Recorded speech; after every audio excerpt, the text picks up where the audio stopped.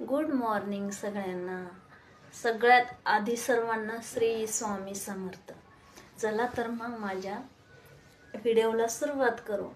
कारण की खूप पुण्यामध्ये थंडी वाजते, असं वाटतं की झोपूनच राहावं, पण झोपून काय करणार. पहिला उठले मी. आज किती वाजता उठले? 6 वाजता उठले. 6 वाजता उठल्यानंतर पाणी वगैरे भरलं, त्याच्यानंतर आंघोळ केली, त्याच्यानंतर मी दिवा वगैरे लावलं, स्वामींची आरती घेतली. त्याच्याशिवाय मला काही दुसरं कामच सुचत नाही. स्वामींची आरती वगैरे केली, त्याच्यानंतर मग मी स्वामीला चहा दिलं.